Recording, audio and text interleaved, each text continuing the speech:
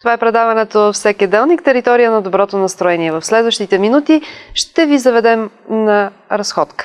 Най-общо така ще го кажа, но подробностите ще научим от моя гост в студиото Росин Ребров, член на управителния съвет на Велоклуб Сокол. Всички онези от вас, които са от 8 часа тази сутрин, знаят за този разговор и за Велоклуб Сокол, който отново набира жизнени сили, за да продължи своята дейност. Казвам добър ден на Росин. Отново ще кажа, член на управителния съвет на Велоклуб Сокол. Добър Здравей. ден на вас и на вашите зрители. Как се роди идеята за възстановяването на този велоклуб? По-възрастните наши съграждани знаят, че от доста години Велоклуб Сокол всъщност е бил част от живота в Ямбол. Да, това е така. Идеята за възраждането, ако така мога да го нарека, на велоклуба, се роди по съвсем естествен начин. Първо като хора обединени от една обща страст колоезденето. Второ като желанието ни да популяризираме това сред наши връстници, пък и въобще сред гражданите тук и обществеността. И трето, разбира се, да имаме един по-представителен вид, когато участваме в прояви с този характер. Нали, когато участваме, да кажем, в едни национални прояви, които са така наречените бревите, за които предполагам. Със сигурност ще говорим за това, защото мнозина не могат да разгадаят какво се крие за тази. В наредбите, там, които са за самата проява, ни записват като индивидуални участници, нали, от съответния град. Сега за наша гордост и за гордост на града ни ще ни записват като Велоклуб Сокол Ямбол. Всъщност, вече Велоклуб Сокол Ямбол е регистриран официално. Да, това е така. Регистрирани сме като сдружение с нестопанска цел в обществена полза. И това, което така мога да споделя, както казахте, нашите по-възрастни съграждани знаят, че има история в това. През още далечната 1905 година е започнало да функционира това сдружение, колоездачно сдружение Сокол Ямбол, което по това време се е изписвало с ъто на края. Нали? Така както е бил стандарта в българския език. По това време ние от съвременна писмена гледна точка, нали, приехме името Сокол без ъто на края. Друго, което мога да споделя към историята, и тук ще помоля, ако... Да, колегите ще подготвят снимките, но тези снимки ще ги видим в края на всичко онова, което ще видим. Да. Но така или иначе ще... Ето емблемата, значи, ето това сте вие. Това, ако мога да разкажа една снимка, просто нека се въртят, аз като ви казвам, ще се подсещате за какво става въпрос. Искам да кажа, че на мястото на сегашния голям розариум в градския парк на града, преди се е намирал колодрума, за което ще видите снимки. Тук има снимков материал. Друг повод да се гордеем е паметника на колоездача, който наскоро 2012 година беше реставриран, възстановен от Димитър Ташакманов, и това е един... Който дари и велосипеда си за този паметник. И това е един повод ние да се гордеем, че сме клуб с история и със самочувствие. Нашите зрители виждат в момента част от вашите разходки, не е точната дума, но вашите колоездачески прояви и различните дестинации. Виждаме, това е Шипка, струва ми се. Да, това е на връх Шипка. На 3 март, нали така? Точно така. На 3 март колегите от Сливен, които така имат изключително сериозни традиции в колоезденето. С колодрума. Ето това е снимката с колодрума. Това и паметника се вижда на заден фон, който сега е реставриран с паметната плоча на сдружението по това време. Тази проява, която беше на 3 март, беше изключително внушителна, тъй като събра това пък е знамето, което развяхме на Шипка с логото на велоклуба. Но смея да твърдя, че това беше една внушителна проява, една от внушителните, на които аз съм присъствал. Около 60 колоездача атакуваха връх Шипка на 3 март, като старта бе даден в Казанлък и оттам поехме към изкачването на върха, който е сериозно като денивелация и продължителен, около 13 км. Целта беше да караме всички в група и заедно да почетем националния празник, така както ние го разбираме най-добре, на велосипеди с българските знамена. Мнозина със сигурност си мислят, че сте големи авантюристи, щом предприемате подобни пътувания на велосипед през зимата, защото нито снега, нито ветровете, нито ниските температури ви спират, доколкото знам аз. Ами да ви кажа, при нас има различни типове хора, които по различен начин разбират колоезденето и всъщност търсят и намират различни неща в карането на колело. Едни го правят чисто за спорта, други го правят като в смисъл отиват до работа и се връщат с колело, трети излизат сред природата да и се любоват, четвърти искат да се състезават.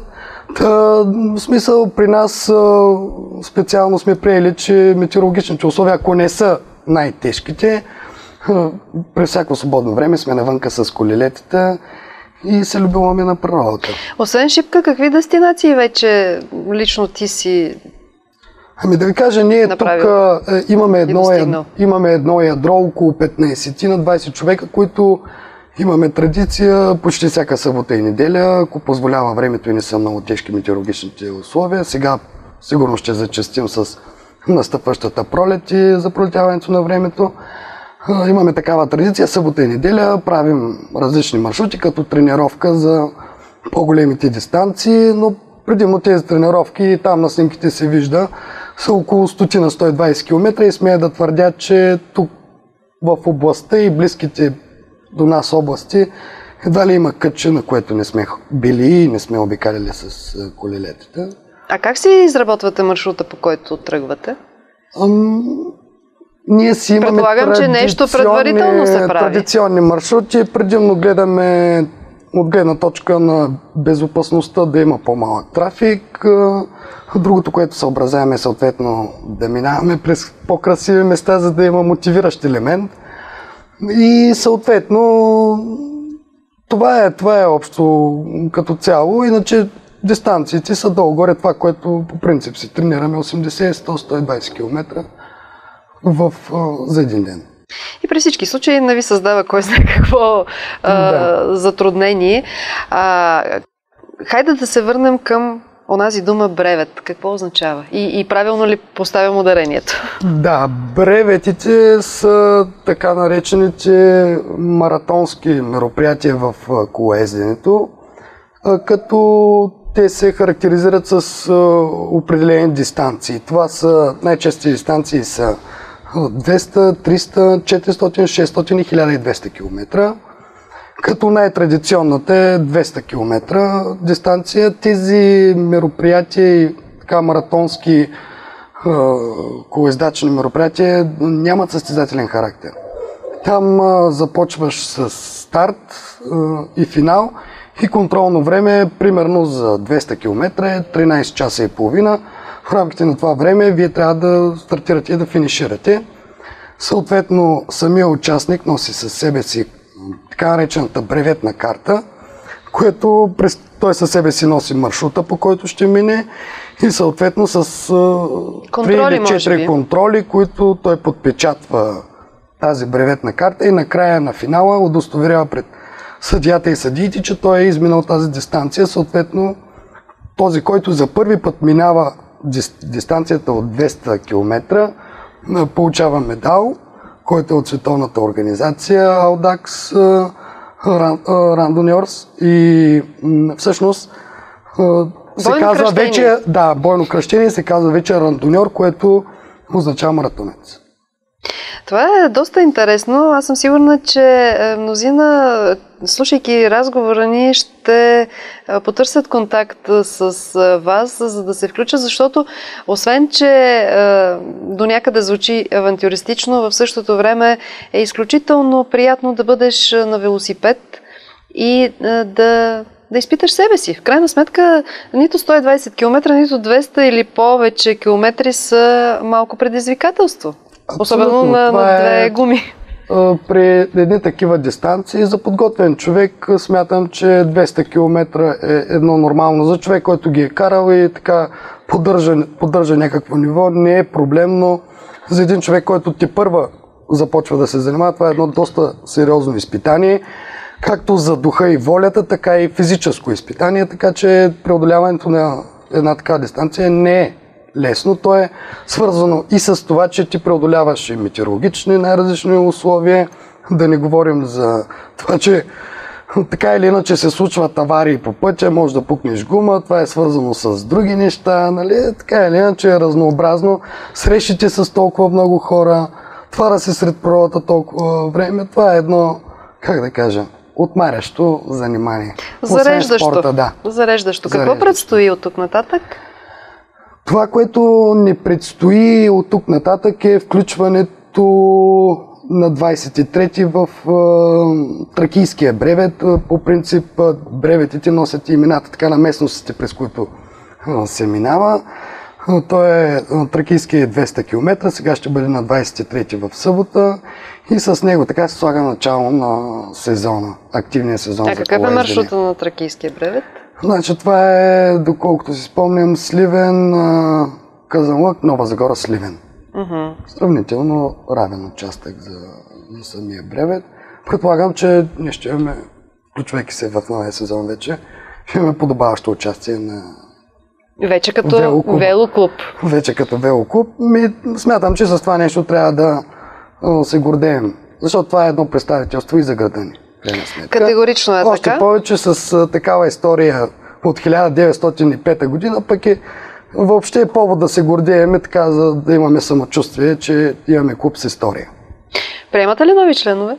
Разбира се, значи това е една постоянна акция, която правим, а пък сега имаме амбициите да с пролетяването и вече така с активния колездачен сезон да направим 2-3 по-мащабни прояви в града, с което да привлечем вниманието на малки и големи към това, което ние правим. Дай Боже да се запалят като един новоучреден клуб. Ние набираме популярност, нови членове. Всеки, който има желание, е запален и се интересува от колоезденето, казах, ние имаме традиция да се събираме събота и неделя на зала Диана, така че всеки е добре дошъл да се присъедини. Всеки е добре дошъл да кара с нас и да му покажем това. Това е много важно Да. За показването. Благодаря за разговора, който направихме, защото на мен лично ми беше изключително интересно. Надявам се и на нашите зрители и дано да сме провокирали млади, а и не толкова млади хора да се включат. Да. Ако ми позволите да завърша с нещо весело и позитивно, наскоро чух една много оригинална фраза, че велосипедиста и въобще колездача е бил истинска напаст за икономиката, тъй като той не зарежда по бензиностанциите, не плаща данъци, не си купува винетки, не плаща за страховки и автокаско. Освен това води здравословен начин на живот, не си купува лекарства и не ходи на лекар, така че истински съсипник за икономиката е просто. Много, наистина, много хубав финал слагаме на днешният разговор. Уважаеми зрители, Росин Ребров, член на управителния съвет на Велоклуб Сокол.